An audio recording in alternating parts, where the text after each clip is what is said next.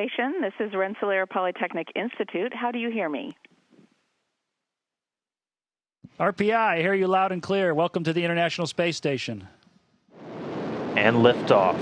Liftoff of Reid Wiseman, Max Sarayev, and Alexander Gerst. TMA 11M carrying Mikhail Turin, Rick Mastracchio, and Koichi Okada now separated from the International Space Station.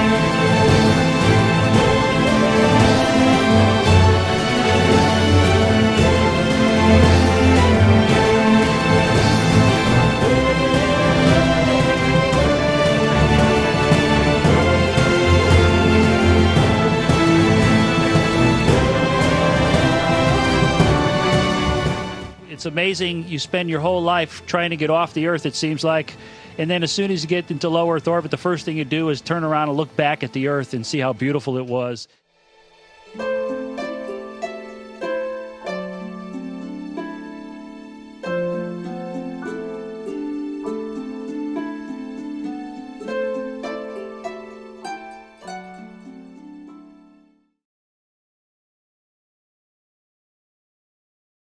Good afternoon, ladies and gentlemen. My name is Jeff Schanz. I'm the Assistant Vice President for Alumni Relations at Rensselaer, and welcome back to Reunion and Homecoming 2014. And welcome to Rensselaer in Space, live from the International Space Station with Reid Wiseman, class of 1997. This is indeed a very special day for all of us, and it is the culmination of nearly a year of planning between NASA and many individuals here at Rensselaer. The road to this day began with a simple email back in the fall from an alumnus, which is not one you get every day, which said, quote, "Fellow RPI alumnus Rick Mastracchio and I are going to the International Space Station next year. Can you send me some RPI stuff?" As you might imagine, this is not your typical email that starts our day, and so we responded affirmatively and sent shirts and hats and the now famous RPI banner that you have most likely seen hanging in the space station since last fall when Rick was there. Since then, we have been watching our two alumni astronauts doing the amazing work on the International Space Station. And I have had the great fortune to interact with Reid throughout the trip as we planned for today. And I want you all to know, what you'll see in a little while, how remarkable of a person he truly is. I want you to know that it was Reid's request to speak with you all here today. And in fact, This is Reid's own astronaut time. This is his own downtime before they go to sleep on Houston time, which will allow him to be with us today. So with the flight director's permission, he has truly given his precious time to Rensselaer. And so today, we have the unique opportunity to witness a live broadcast from space. At approximately 2:40 p.m. Houston time, or 3:40 p.m. Eastern time, Reid, if all goes well, and we know it will be on the large screen behind me, ready to greet all of us here who have gathered to see him and congratulate him on his remarkable journey so far. And finally, I would like to also personally thank astronaut Stephanie Wilson, who took part in the planning of many shuttle missions and actually went on the shuttle Discovery 3 times. She's America's second African-American woman to travel to space, and she assisted us and Reid to make this a memorable day here at his alma mater. But before we meet Reid, we are very grateful to have with us today Dr. Jackson, who will speak to us about the remarkable journey Rensselaer has been on with America's space program. Ladies and gentlemen, it's always an honor to present to you our 18th president of Rensselaer Polytechnic Institute, Dr. Shirley Ann Jackson. Well, good afternoon, and thank you, Jeff. And let me welcome back to Rensselaer our alumni and alumnae, and of course, our students and all members of the Rensselaer family and community here today. I'm really quite excited and delighted to join all of you here for a conversation with Astronaut Reid Wiseman of the Rensselaer class of 1997 from the International Space Station.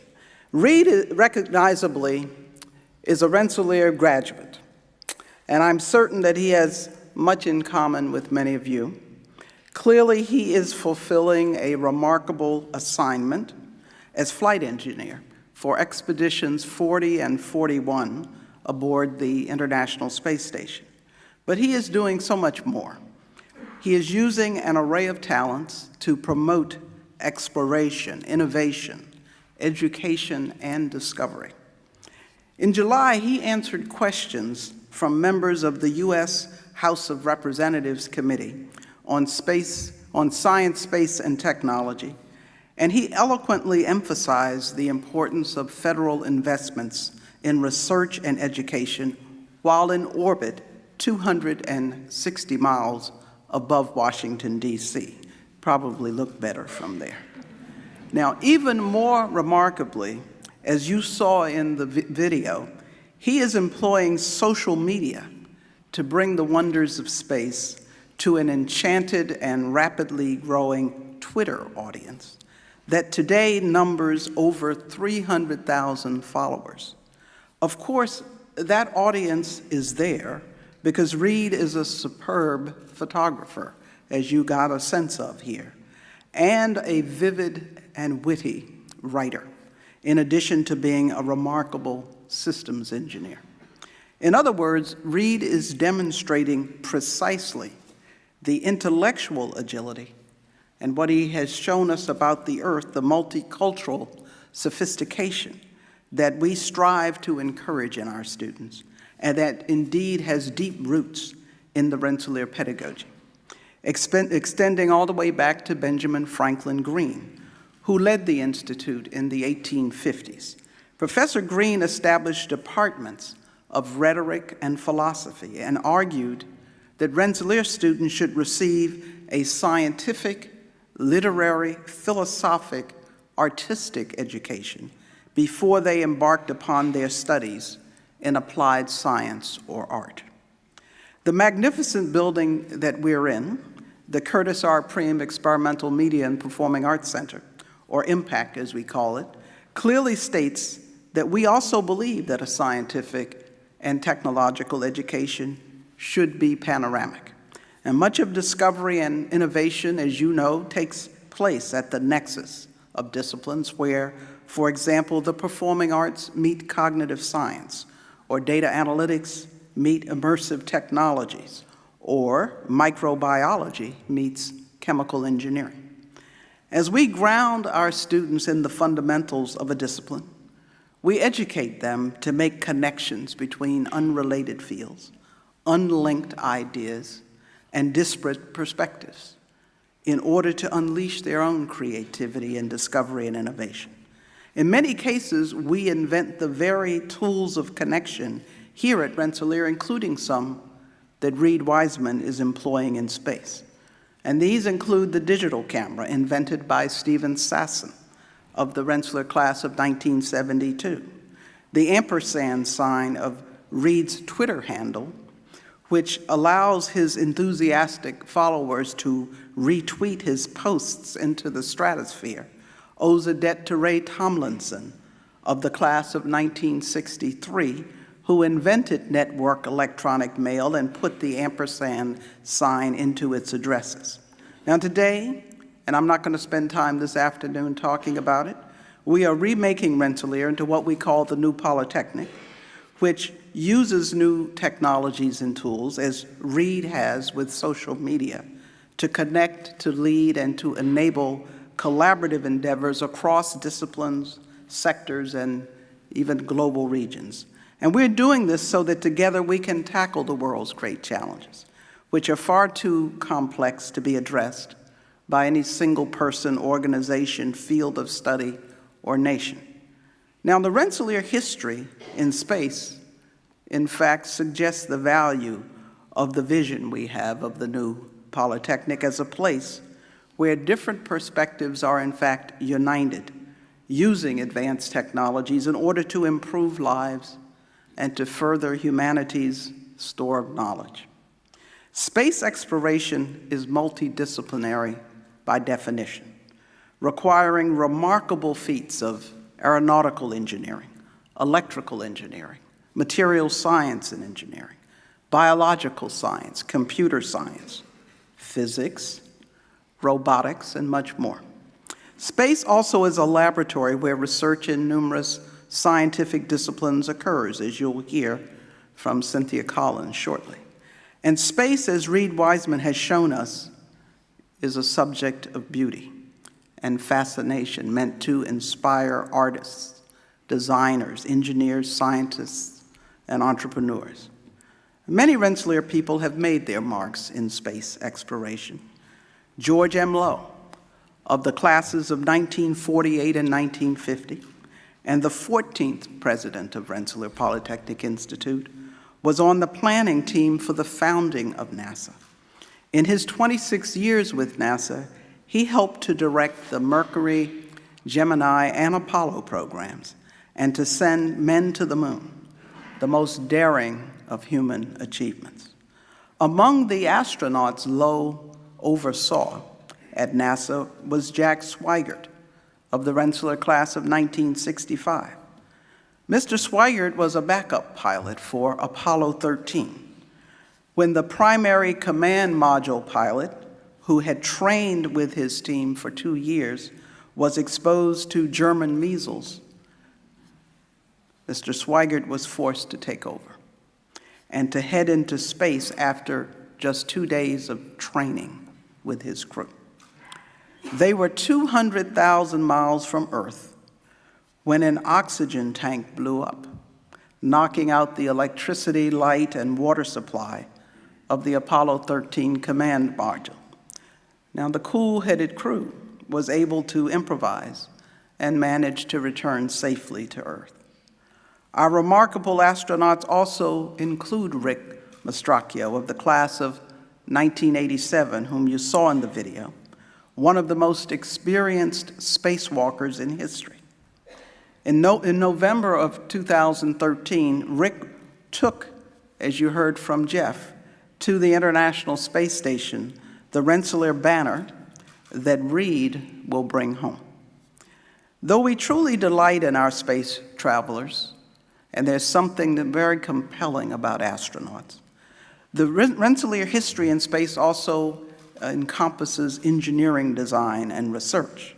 Alumni Kobe Boykins of the class of 1996, Michael Meyer of the class of 1974, and Frederick Saricchio of the class of 1994 worked on different aspects of the Curiosity rover mission, which is investigating whether there ever could have been life on Mars.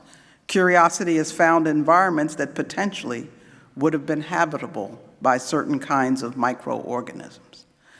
And as host of the New York Center for Astrobiology, Rensselaer has a number of faculty and students exploring the possibilities of extraterrestrial life. These include Professor Wayne Roberge of our Department of Physics, Applied Physics, and Astronomy, who recently proposed a new theory to explain the seeds of life in asteroids. Professor Cynthia Collins of our Department of Chemical and Biological Engineering, on the other hand, investigates the behavior of terrestrial life in the unique conditions of space. An expert in microbial communities, she has used 2 missions of the Space Shuttle Atlantis to study the biofilms formed by opportunistic pathogens. Now, I don't want to give away her surprise. I'll just say that she's made a surprising discovery.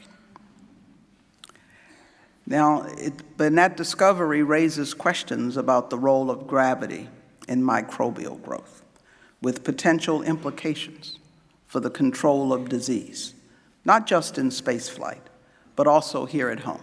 And I'm delighted that she is here with us today to tell us about her research. And finally, Rensselaer is home to faculty and students who consider the nature of space itself and the most fundamental mysteries of the universe. Professor Heidi Newberg of our Department of Physics, Applied Physics, and Astronomy studies the location of dark matter in the Milky Way galaxy in hopes of finding clues that would lead to the detection of as yet unknown particles that constitute dark matter. By partnering with Rensselaer computer scientists, she has been pursuing these investigations in a very inventive way. She founded the Milky Way at Home project, which analyzes the data gathered from star surveys to create models of the shape, density, and motion of stars pulled gravitationally from dwarf galaxies in the Milky Way, using donated home computing power from tens of thousands of volunteers in one of the fastest distributed computing programs ever operated. This, then, is the very essence of the new Polytechnic, and an excellent example of precisely what is so special about Rensselaer. We connect people from all over the globe to enable discovery and innovation, to deepen our understanding of the smallest quanta, as well as the largest expanses of space and of everything in between. So as we approach the 200th anniversary of the founding of this great institute and embark upon the bridge to our bicentennial, the entire Rensselaer family should be proud of our long history of, in fact, reaching for the stars, and happily anticipate the discoveries and the innovations to come as we continue reaching far, far overhead into every part of the universe. So again, thank you so much for joining us. Let's enjoy the program. Thank you, Dr. Jackson. As Dr. Jackson mentioned in her remarks, we are delighted to have with us today Dr. Cynthia Collins, professor in the Department of Chemical and Biological Engineering, who has been investigating the behavior of terrestrial life in the unique conditions of space. Professor Collins joined the Department of Chemical and Biological Engineering at RPI in March of 2008 as an assistant professor. Cynthia grew up in Winnipeg, Manitoba, Canada. She obtained her honors bachelor's in chemistry, bachelor's in science in chemistry and biochemistry from the University of Toronto in 2000, and her PhD in biochemistry and molecular biophysics from Caltech in 2006. Her educational and research efforts have recently been recognized with several honors, including Rensselaer School of Engineering Education Innovation Award, an NSF Career Award, and a NASA Group Achievement Award. Ladies and gentlemen, please welcome Dr. Cynthia Collins.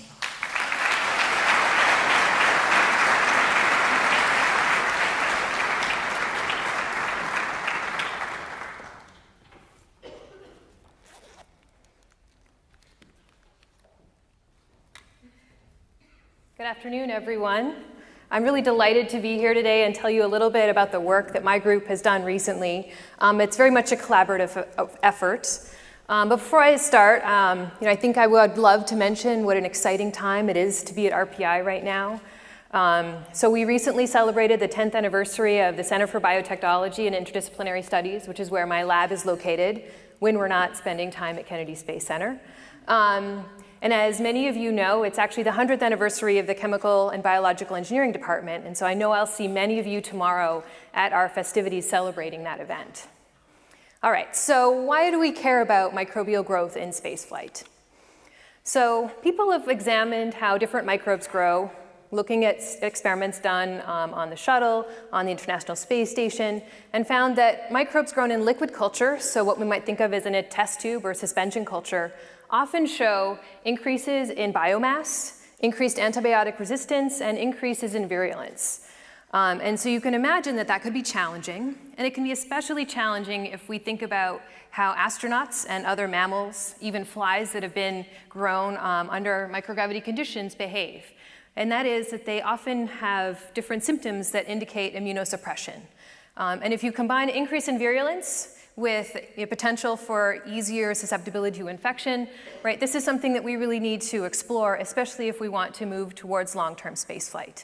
And of course, any time that we can understand how microbes may affect the human body, how we can have virulence or be able to combat that, that's important not just for what goes on the International Space Station or on our next mission to Mars, but also what goes on the ground today. And so what are biofilms? Let me tell you a little bit about that first. So I've shown them on the left or the right panel here. So biofilms are these three-dimensional structures that bacteria form on surfaces. This is a few examples here. So we have something with a suture. All of you contact lens wearers, remember that you really need to be washing them and changing them as your doctor prescribes. And of course, they can be challenging in industrial settings too. So it's an example of a pipe that has some biomass forming on the inside of it that can cause things like corrosion and other types of mechanical failures. And bacterial biofilms, these structures, are actually implicated in more than 65% of different types of infections. And so while we may often think about microbes as these liquid cultures, the biofilms is kind of how they really exist. The challenge was that no one had really looked systematically at biofilms and how they're formed in space or on the space station before we embarked on this research effort. They'd looked at these suspension cultures, but not the real world, really important kind of system.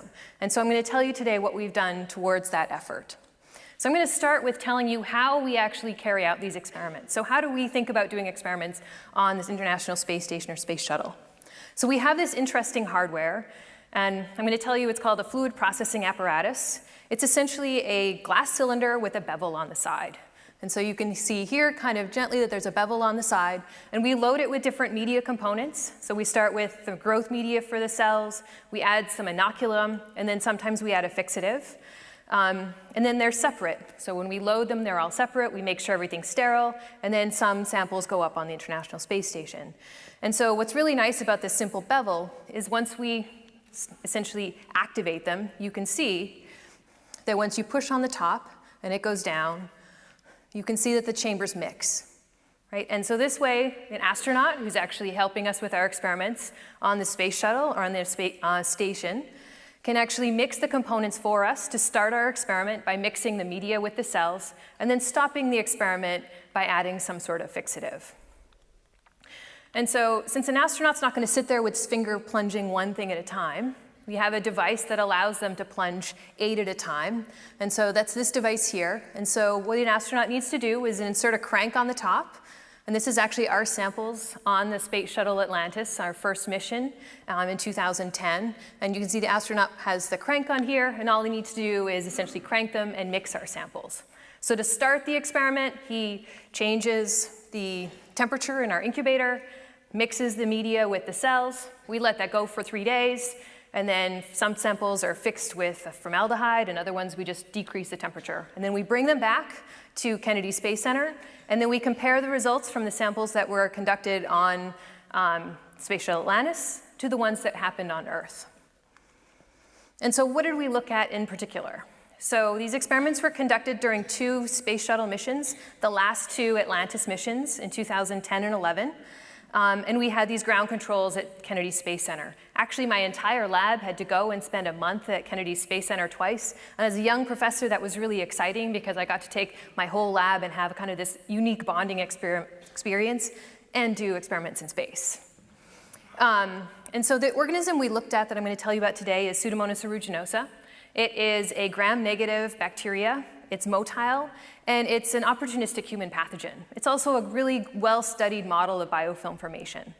And so when we were looking at biofilms, we looked at two things. So we brought the biofilms back, we washed them gently, and then looked at how many viable cells we had in the biofilms that were formed and compared them to ground controls.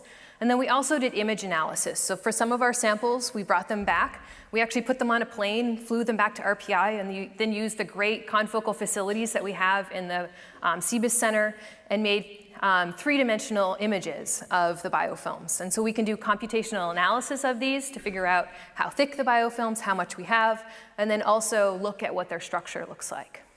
So now I can tell you a little bit about what we found. So this is kind of a slide of our key, essentially, finding with this organism. And so the kind of take-home message from this is that all the gray bars are bigger than all the black bars.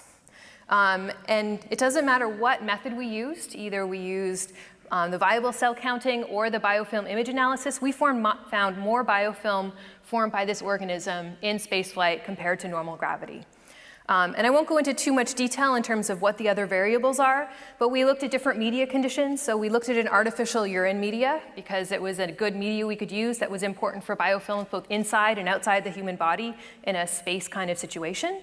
And then we looked at variables like phosphate availability, which is a key nutrient, and then the carbon source that is available. But we played with all of those different variables and found that it didn't matter what we did, we always found more biofilm formed by this organism during spaceflight, which is a pretty important kind of thing to know as we move towards long-term spaceflight. And I will mention that one astronaut in one of the early Apollo missions actually had a Pseudomonas infection. And so this is really important as we move forward. So the other thing we wanted to look at was what the structure of the biofilms are. And so we looked at the side view, I'm showing you here, and we could see that our wild type, essentially in normal gravity, look kind of flat. So this is the surface of it, and you can kind of see from the side view that this is all a bunch of cells.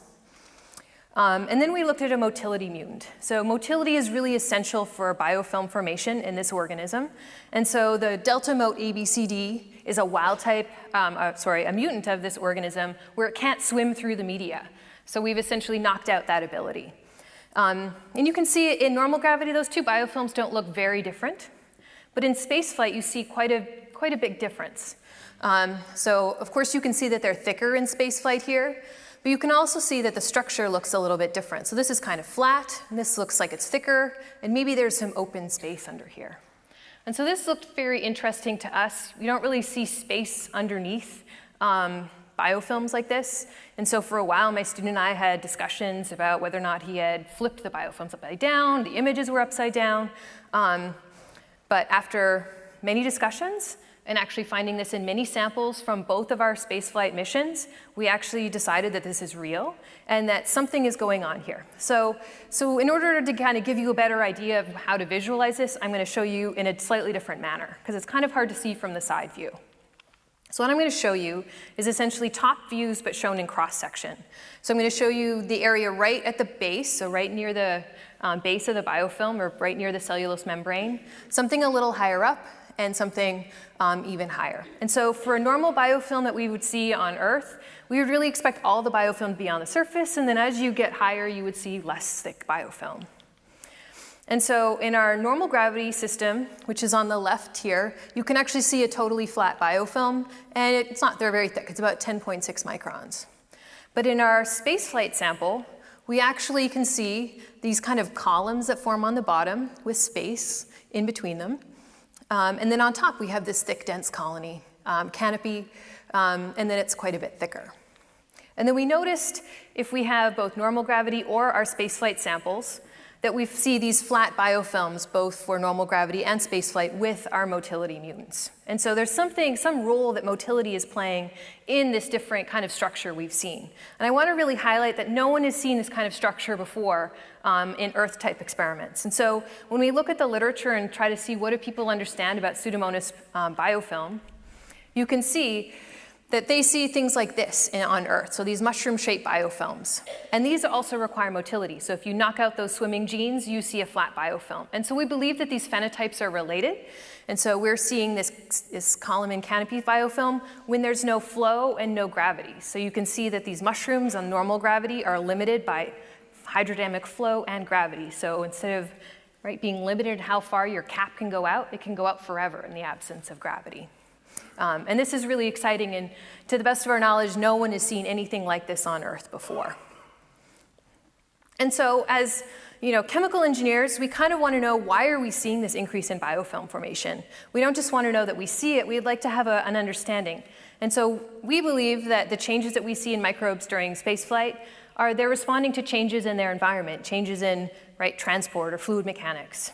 And so our hypothesis is kind of like this. So in normal gravity, the cells settle to the bottom and you have biofilm forming on the bottom of your surface because that's where the cells are going to interact more. But at the local area, you may have product inhibition, so things that are produced by the cells that prevent them from growing any further, or things where you locally run out of nutrients.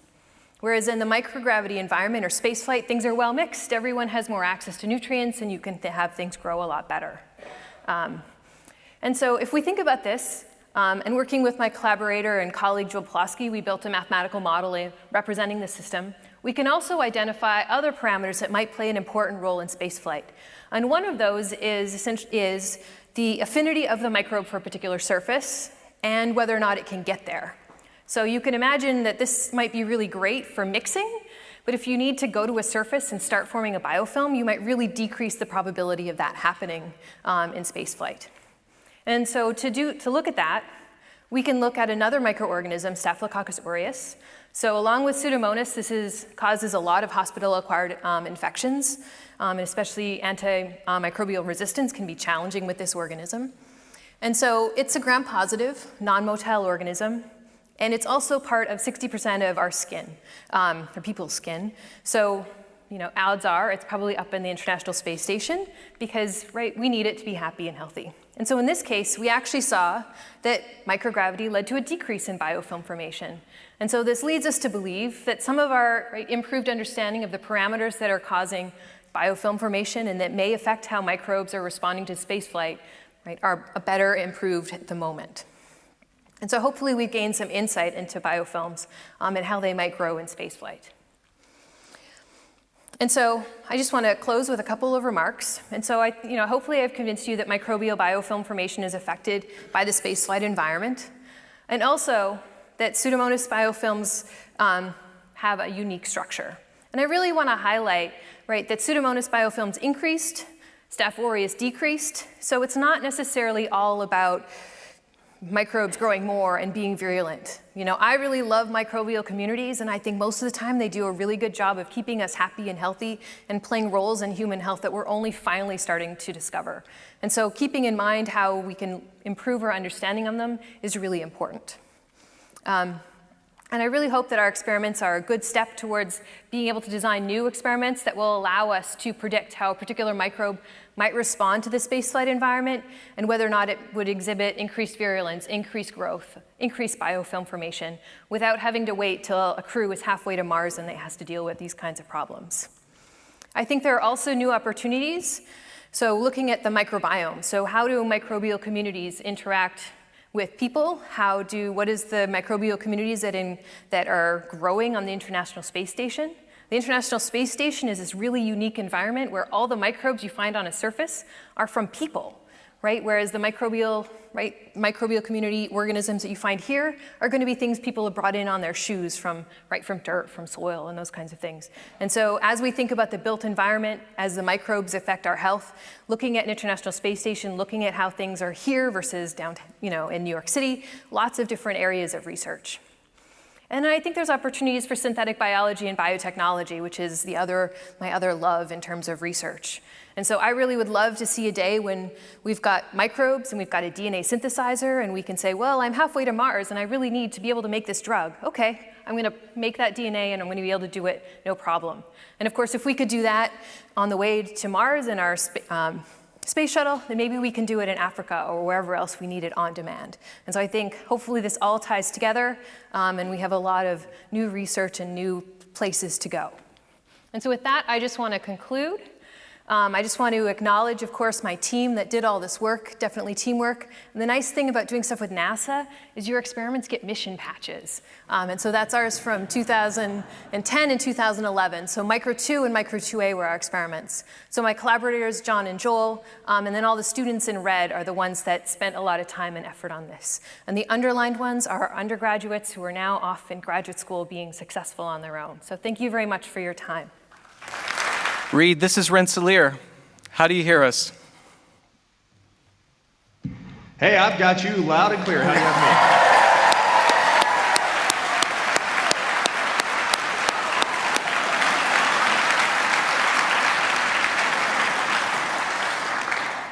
me? Reid, this is Jeff Schanz at RPI. We're really honored to be with you here today.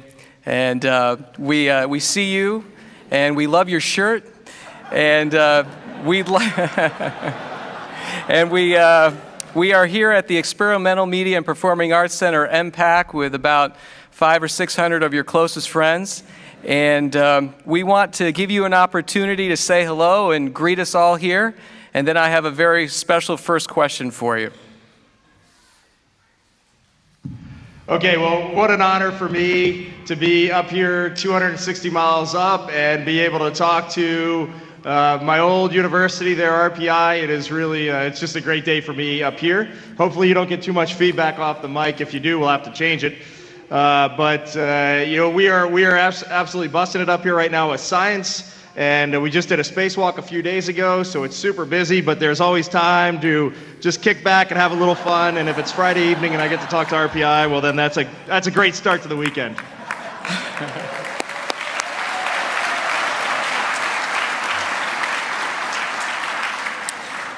Reid, we have a very special person here. That's our 18th president, Dr. Shirley Ann Jackson, and she'd like to ask you our first question, okay? Absolutely. Let me start with Go Red, and then I'm ready for the question. Hi, Reid. This is Shirley Jackson. Let me just say, we are so proud of you, and thank you for doing this.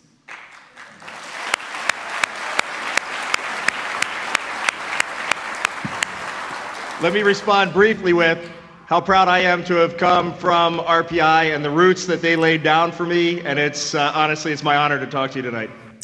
Well, in fact, you have spoken very graciously about the many gifts you have had in your career, and that you owe many of them to the education, the life education, that you received here at RPI.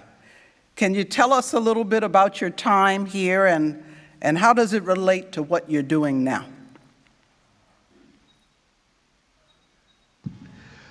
Wow, so when you head off to college, you're just a kid, and you're leaving, for most of us, at least for me, I was pretty sheltered, leaving my parents for the first time and heading up to RPI, and my dorm room was up at Bar H, which was way up at the top of the hill, and originally I thought that was a great thing, and then I met the Winters in Troy, New York, and I realized that maybe the quad or the E-dorm would have been a better place to live that freshman year.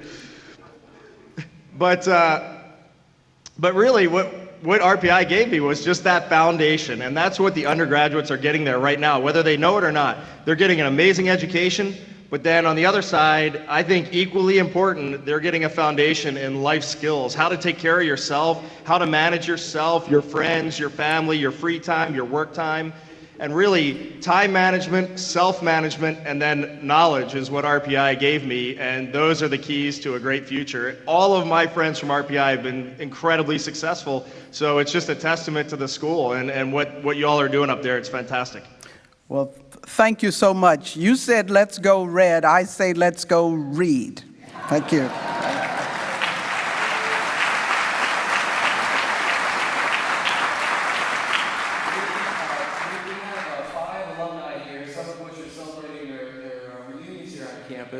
And they're going to ask you a question in order, and we're going to start with the great class of 1979. Oh, Good afternoon, Reid. This is truly an honor for us to speak with you this afternoon. I'm from the class of '79. My name is Janice Mahan. This seems to be a dream come true.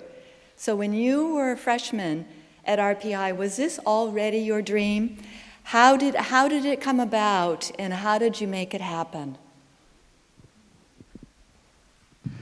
Oh, when I was a freshman at RPI, I think I just wanted to pass calculus and do well in my physics lab experiment. To me, that was the thing that was closest, the closest alligator to the canoe, if you will.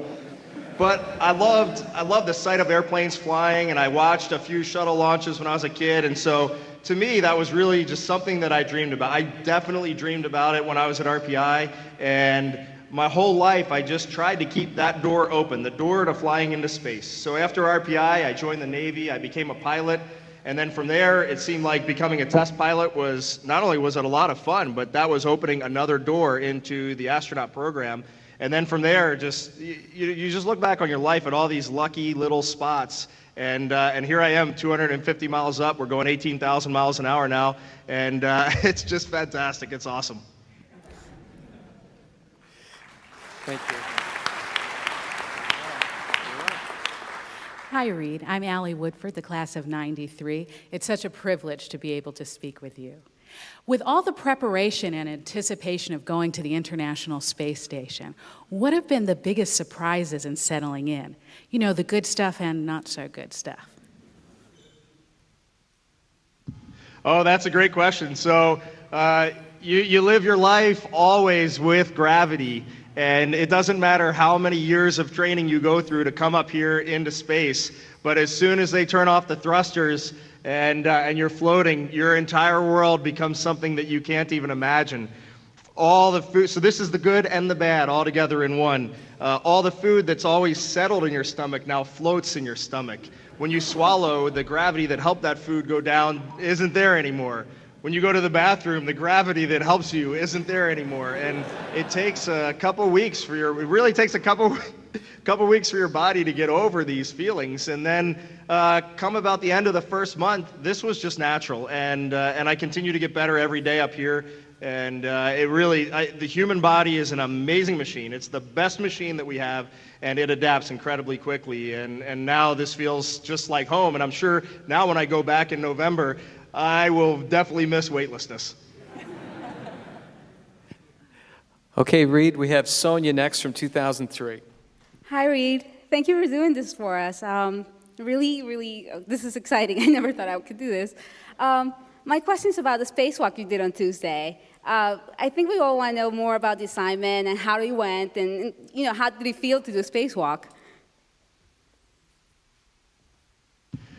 So I think we only have 20 minutes, but maybe we should extend this for 3 or 4 hours. The spacewalk, that was an amazing experience. I went out, this is my first space flight, and it was my first spacewalk. And just behind the camera right now is my German crewmate, Alex Gerst, also his first space flight and his first spacewalk. So for us to go out together as two rookie first-time spacewalkers, that was huge for us. And I gotta be honest, I was pretty scared leading up to the spacewalk. But as soon as I opened the hatch, and I looked down on our Earth, what I saw was we were over the ocean and the moon was really bright and it was kind of bouncing off the water, and everything just became really calm, and we went out there and we did our job. I wish I could say that it wasn't that way, but it was. It was great. It was exactly like training, except the gains were much, much higher. And so overall, our tasks were pretty simple. We had 3 major ones. We stowed a broken pump module that needed to be stored away for safekeeping. And then we rewired the robotic arm to give it some more capabilities. And then also, Alex, my crewmate, he replaced one of our lights on a television camera group so that we can have better lighting at night. And that sounds very simple. In the end, it was 6.5 hours of work, and my fingertips are still sore, my shoulders are still sore, so it is, it's brutal, but it's amazing. Thank you. Reid, next up is Dave Haviland from the class of '64.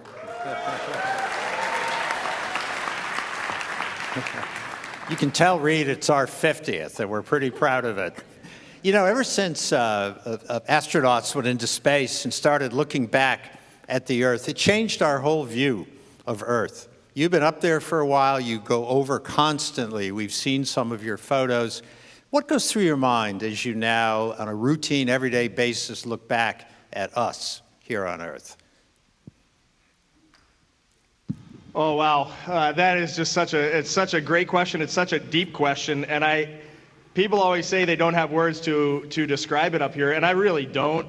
All I can say is you look at our Earth, and the first day you're in space, you look in awe, because the atmosphere is just this deep blue, and it's so tiny. It's so impossibly tiny. And to think that all the folks down there, all the animals, everything is supported by that little band of blue, it takes your breath away.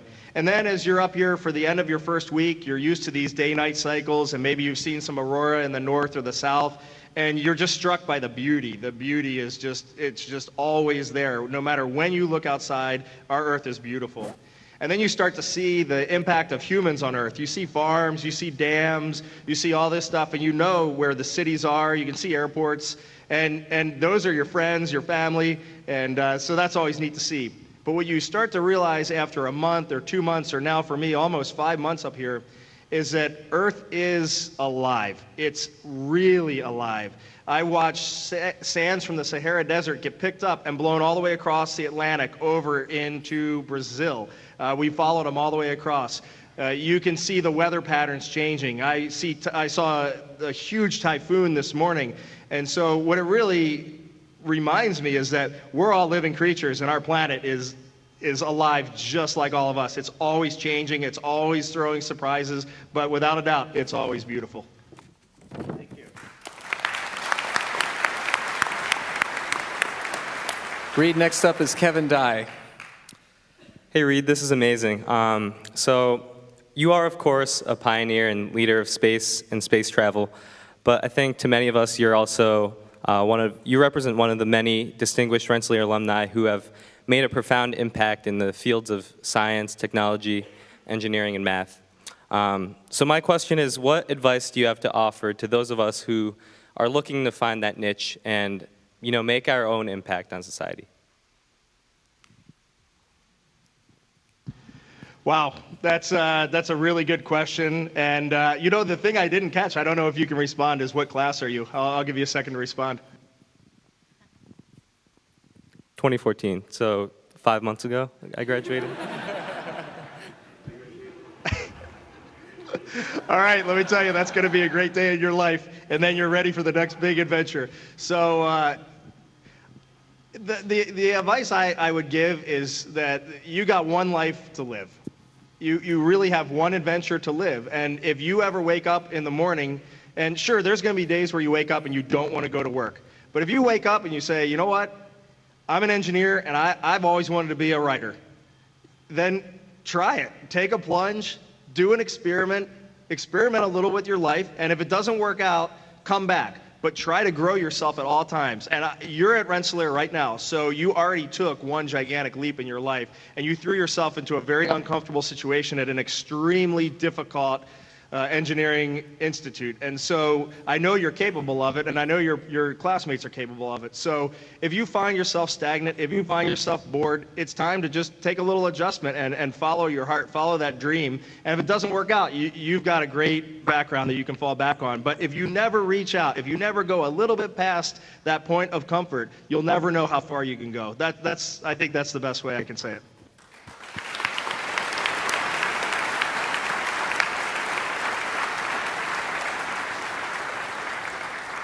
Reid, I'm going to invite a member of our faculty, Dr. Cynthia Collins, who's in our School of Chemical and Department of Chemical and Biological Engineering, to ask you a question. And she's done some research with NASA as well. Hi, Reid. I want to first tell you that I'm a big fan of your Twitter feed, and I really appreciate how you share your experiences with us, and I think it's also getting a lot of people excited about space again. And so I was lucky enough to have experiments on 2 of the last Atlantis shuttle missions looking at microbes. And I know that you are a strong proponent of space and research and science and all of those links together and what we can do in the future. And so I would just like to know what it's like for you to do our experiments or experiments on the International Space Station, and what does that make you feel, and how do you feel your role and what the importance of that is in the future? Oh, so I can start answering that with, I left RPI as an engineer, and then I became a Navy pilot. And so I'm really an operator, and I've never had the chance to be a functioning scientist or an engineer, and I always wanted to. I had that RPI education, and I've always wanted to do it. And the neat thing for me up here is whenever I flip a switch, and right now behind me, there's so much science going on. We have fish over here. I actually hung the Rensselaer banner up on this microscope that's looking at some experiments that we did earlier this week. But whenever we do anything, we are supported by people like you, a phenomenal ground team, and it's their experiment. It's their hardware. And I am really, just like when I fly a jet in the Navy, I'm an operator. So you tell me what to do, and I am the implementer. So I'm here to do it. The thing that I love about being up here is when I'm talking to these ground teams, and they're watching, we have cameras everywhere, and they're watching my every move, and I will do something, and I can hear them on the radio all go, whoa, that was unexpected. Do that again, that was unexpected. And here the space station's been flying for 15 years, and every time I do an experiment, I have almost the same reaction out of the ground team. Whether we're looking at fluids, flame research, our zebrafish, we have mice down there, we're doing T-cell work, so it doesn't matter, but anywhere we touch things in microgravity, the outcome is always just a little bit different, and that's what I love. I love that interaction with the team, and my favorite is when they go, oh, we didn't expect that. That's the best.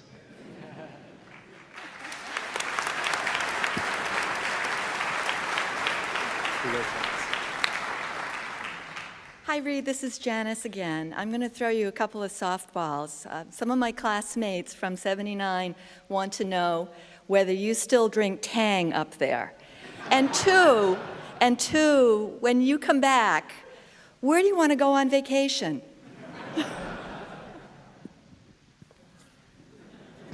Those are two great questions. So we have this, I don't even have a water bag with me, but we have to drink everything out of a bag with a straw, and then written on the bag is what is inside, what type of sweetener. And so we have something called an orange drink, and I'm pretty sure there is Tang inside of it, but I think we can't say that it's Tang.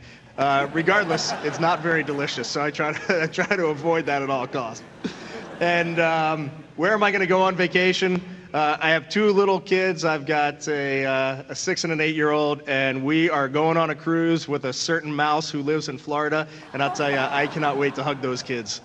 Bravo.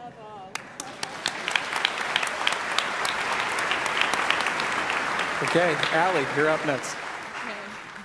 Hi again, Reid. So we hear a lot about space traffic and satellites in orbit, even about garbage in space. What should we know, and as the next generation, be prepared to do to preserve space in the future? It's crowded up here, and it's a very good question. It's something that we need to look at seriously. We're totally protected from it. We have ground teams that are monitoring every little piece of space junk, and if we need to, we'll move the space station, and the ground teams will do that for us. Since I've been up here, we've done it 3 or 4 times, so it definitely occurs. I don't look out the windows and just see trash everywhere, because it's just such a vast area up here. But a lot of the testing that we've done many years before, military testing especially, anytime you blow something up here, now you get a lot of chunks of little pieces, and over time we get crowded. So I think down the road, we are definitely going to have to look at cleaning up this area, especially from where I am, 260 miles, and then you start going a little bit higher. At least from where we are, that stuff will generally come back in and re-enter the atmosphere. But you start getting a little bit higher, and there's nothing left to bring it back down, and that's really the big problem area. Sonia? Hello again. First, let's go red. Best reunion ever. My question for you is, when you get up every morning, what do you look forward to? I look forward to 2 things. First, we have found that there is this dehydrated granola that we absolutely love. So every 7 days, we get to open a new breakfast container, and everybody dives in there to get their granola out. And after 1 or 2 days, it's gone, and then we're stuck eating corn flakes and Cheerios. But that granola is our prized possession. So it just goes to show you, even when you're in space, it's that regular human cravings that you have that start to take over your mind. But really, the thing that we look forward to is I go down to what we call Node 3. And if I drop down under Node 3, we have the cupola, and it's 7 gigantic windows. Each window is about this big, and then in the center, there's a huge window about this big around. And the first thing we do in the morning is we open up those shutters, and we look down at our Earth. And it doesn't matter whether the sun is up or down, the stars are out, the aurora is there. It just doesn't matter. It's always awesome, and that's what we look forward to every morning.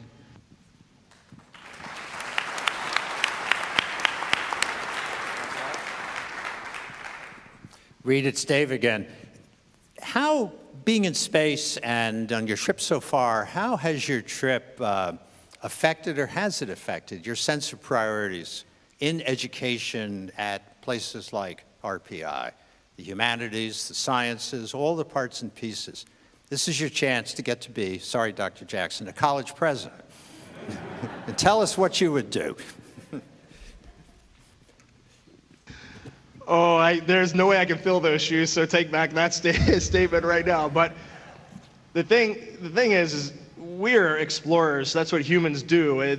I can't tell you in my life, I've never walked up to a hill and not wanted to go to the top of it and see what the view is like. And I think that's inside of all of us. I'm sure it's inside you. I'm sure it's inside everybody there watching right now.